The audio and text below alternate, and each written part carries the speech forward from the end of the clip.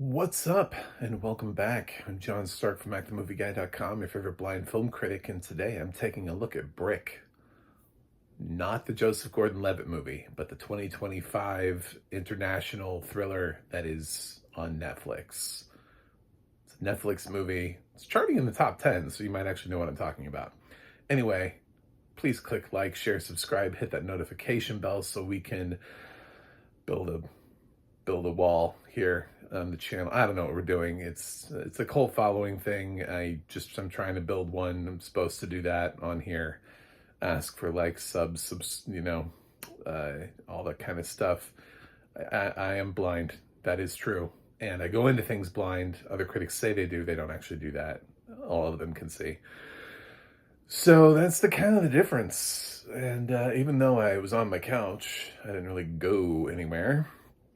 I went into Brick, not fully knowing anything other than, well, the tagline that Netflix wants me to know, which is basically the concept of the movie. There are some people in an apartment building that wake up one morning and suddenly there's this weird ass wall that's surrounding their place and they can't get out. The end. That's the movie.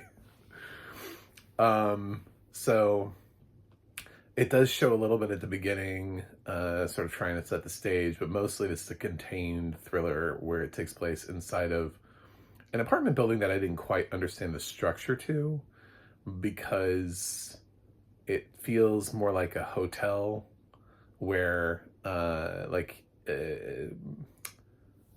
all the doors open out, but maybe underneath you there are some people, and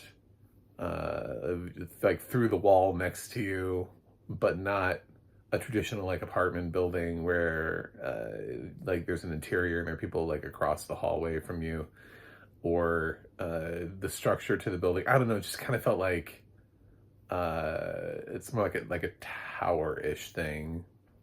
So I kept kind of wondering what this building looks like and how these people normally exit their apartments that are not on ground level, but neither here nor there. It doesn't really matter. There aren't even that many people in this apartment building, apparently. So we do follow sort of this.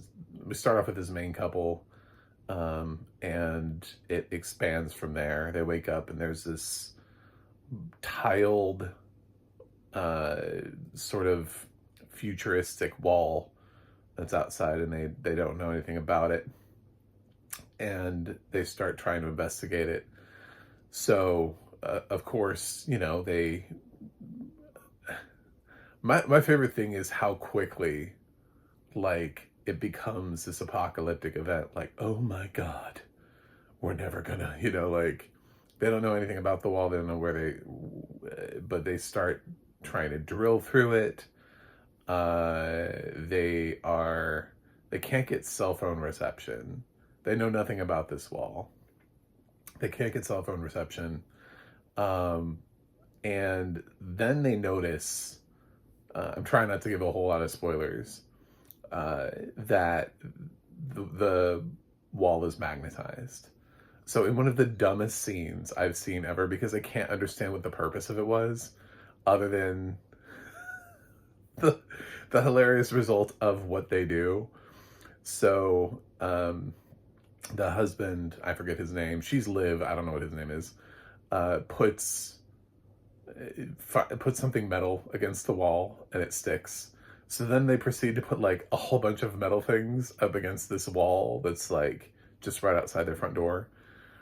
And then they try to interact with it with a light or something like that, like a lamp. They're like, oh, what if we put a lamp on it and we can but it pisses the wall off, so the wall throws all these projectiles back at them, which is hilarious, because it's why did you even, what was the purpose of putting things on the wall to begin with? Did you think that the wall would go away if you gave it enough metal? It was just there for metal, and it's oh, thanks for the metal, moving on. I don't know. Very, very weird. there is audio description on this. This Descriptive Video Works. It's not great audio description. I don't know who wrote it. I usually love the work that DVDW does, but I was really hoping not to hear their name at the end of this. And when I heard it, I was like, fuck, this is not a good track, guys. This is, it tramples people's dialogue. So later on, they're going to drill a hole in the wall to their neighbors on the other side. They have a little, it's just like a normal drill is what they apparently have in this apartment. Man, they have, for people who live in apartments, they have some tools, man. Some of these people have some tools. I'm like, why do you have these? You live in an apartment. I've lived in apartments before, and I've never had tools like these. Because you usually can't make like changes and alterations in apartments. So you usually don't have a ton of like hardware, like sledgehammers and what was one of the things referred to as like a sledge axe or something? I don't know. It's so they drill a hole so they can peek through, basically, like a little hole so they can like see into the other apartment and communicate with the people. And there's another couple next door, and they seem, I don't know, edgier. I don't know, sort of like, it's sort of like our main couple is like the normal couple, the couple next door, maybe like the ones with like the tattoos. Maybe they do drugs. I don't know. Like they're sketchy looking, but they also have a wall that's keeping them out, keeping them from exiting. And so they're trying to communicate back and forth and figure out what to do. Meanwhile, so what's going to end up happening, and there's a couple things that I really struggled with, and a lot of it actually has to do with the shitty audio description. Yeah, I used the word. Sorry, DVW. I love you. Heart. But it's not even balanced well, and the voice isn't good. Like, it's not the best TTS voice that we've used before for this kind of thing, and it's the ducking is really bad, and it tramples audio description, and it's like on top of dialogue at sometimes too. It's like so weird. I was expecting to hear like diffuse or something, like and be like, oh well, that makes sense, or some company I've never even heard of before. Then it was DVW. I was like, god damn it, what the fuck. Anyway, so they have to cross into the next apartment at one point, but the audio description just keeps saying that it's a hole in the wall. And then something they're walking through the hole. So they start with a little hole that they can look through, right? And then they move into this, like, there's a situation in the apartment next door where they have to suddenly just go into it. So they use this, she's kind of like a little, it's like a drill, but she somehow drills like a hole that's big enough for them to be able to climb through to get into the next apartment through their drywall, which is a significant hole. And I kind of felt like the audio description dropped the ball on that, because it just kind of made it look like they were like, well, they made the hole larger. I mean, technically, yes, they did, but I didn't know how large the hole was until, oh my God, they're walking through it. You know, like, they didn't make a hole, they made a door. So, and then they're in the next apartment, and the guy that's over there is, he's a little high, and that's all it is. I don't want to spoil the whole movie for you, but eventually, so these four team up, and then they're together, and then they're like, well, what's below us? So it starts like a video game. Then they have to dig below them. So then they cut a hole in the floor. It's amazing how many tools they have to be able to do this. I was like, God, this apartment building, they're cutting holes in floors. Like, these are renters. These are people who rent, and they're like, they're breaking into like the floor, and but then of course nobody has rope though. They didn't want to extend them that courtesy, so they all have these like bed sheet rope things that they tie together to drop down to the next level. So slowly they're going to pick up some more people, and they're going to see there's like a mystery, like, who put the wall there? Why is it here? What does it mean? What does it all mean?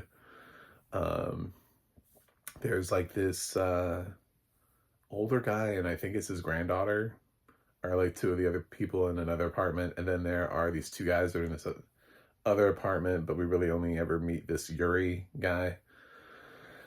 Yeah, that's basically it. So like, I don't know how many other apartments there are where they are.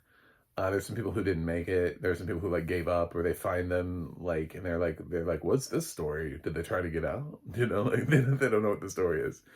They're like, maybe it's the building manager. Maybe they did this to us. So it's this mystery as to like, what happened? How did this wall get there? Why can't they get out? Why can't they call anybody? Do they have any chance at living? Interestingly, the water is like turned off too, which is weird because uh like did the wall go cut the pipes through? Like um especially considering like how the movie ends. I was like, why was the water? Like what happened with the water? I'm not gonna say this is like the smartest, best movie of the year. It was kind of fun to watch. It'd be a much better movie if it was remade by a competent director instead of like a clumsy international film on Netflix, which is kind of what this is. Is it fun to watch and worth your time? Sure. I mean, yeah, if you're interested in it, it's not entertaining, but sometimes it's entertaining for like the wrong reasons. So, like putting things on the wall, I was like, why? What do you gain? Why is all of your silverware up against the wall? Like, oh, maybe it needs the silverware. It's come to collect their silverware. uh, I don't know. Like, at least I can understand trying to drill into it, but um, yeah, I don't. The rest of it, I don't get. Uh, the ending is kind of dumb. It it's a little. It's not a horror movie, okay, but it has some gore in it. I will mention that. For people who are like, I don't want to see gore at all. Is this just a regular? I mean, things happen, and there's at least a little gore in it. So, uh, yeah, I wouldn't. This is not like for the kids, from little kids. So, but yeah, the audio description is really weird. It's like a really obvious TTS voice. We have better AI voices now that sound a little bit more human. This one sounds really fake.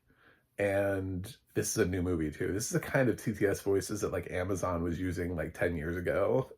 And it's like still on their, I don't understand why we're using this voice. I've heard much better voices that I'm sure they have access to, because it's just code. Like you just pick which voice you want to use. I don't know why they use this voice. It's so weird. And then the ducking is so bad.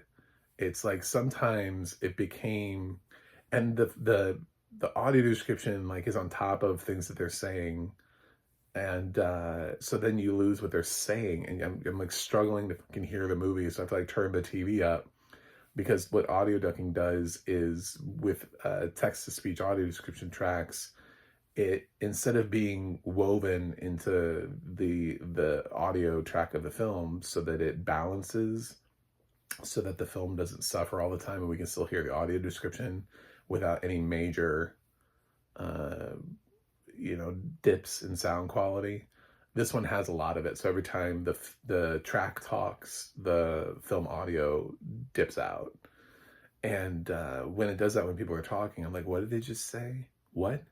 Because not only because then you have to have your TV up really loud, because then it's like you're trying to hear past the audio description to also hear what somebody is saying. Um, yeah, I mean, it's describing visual elements, it's describing what people are doing and and that's kind of the rub about being blind, is that sometimes if we want to sacrifice, if we want all of the dialogue, we have to sacrifice some of the visuals, which is why it matters so much that the quality of the audio description track is like 100%, because we don't want to sacrifice dialogue, but we also want to know as much as we can. So this film does give you more audio description than normally it would have if it was written correctly, because doesn't it doesn't care if it overlaps, so you lose a little bit of of dialogue. Now, to be fair, some of the dialogue are like conjectory type things, like, hey, stop it, don't do that, hey, over here, you know, like it's like little like statement-y type things. Still dialogue, you know. So I didn't really like it. I don't like the audio description track. This film's okay. Comparatively to some of the other films I've seen this year, this is like the best international film I've seen so far on Netflix this year. Like Ad Vitam, I Hostage, Delicious. You know, I have not seen some great titles coming out of Netflix that they've slapped some audio description on. So this was at least entertaining, and I could give it like a fresh, like I could go fresh on this.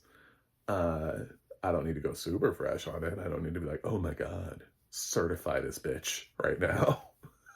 Like, because again, like with most, it's not a horror movie, but it has horror movie tropes in that the characters do dumb shit. And you're just like, I would not do that. Like there's a character that becomes problematic, and I kept waiting for them to just be like, well, he's not going to be useful, so just kill him. You know, like keeping him alive, there's no purpose. He's just going to end up causing problems, which he does.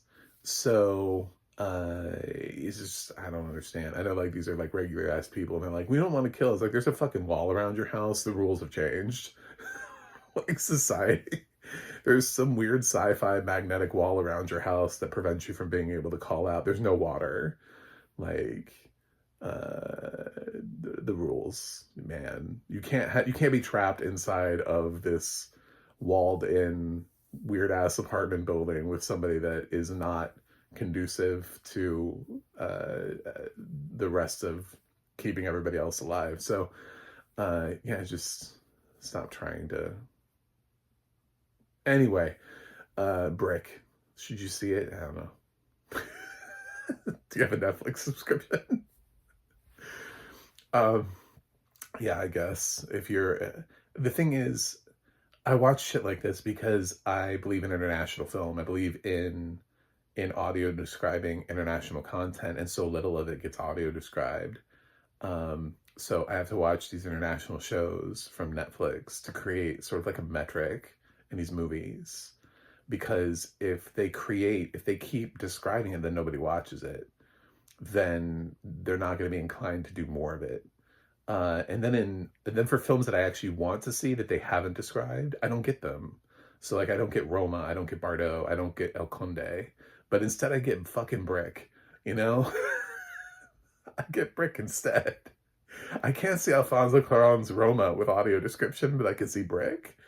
So if I ever have hopes and dreams of being able to see Roma before, I don't know, I turn 60 and finally complete Duolingo Spanish, to be able to understand what the fuck is going on in that movie, I have to keep campaigning for international audio description. And it has to be, we have to set a level with Netflix that says you can't have auteurs that dip out and say, no, you can't have audio description on my film. That's illegal. That's denying us accessibility. Don't hire those, don't work with those people, shame them on social media and be like, no, we don't do that. So I'll watch your shitty films like Brick and Delicious and I Hostage. Like, it's this social agreement I'm trying to create with Netflix. I will watch your shit films, but if you get a good film this year from an actual director, you better slap some audio description on that shit. And don't play me. So anyway, Brick, I'm gonna give it I'm gonna give it like a C+. I feel like that's probably about right for that. So anyway, that's it. Thanks for watching. Check out Brick or don't check out Brick. Your life will be the same either way. Let me know what you think in the comments, as always, and I will see you guys on the other side.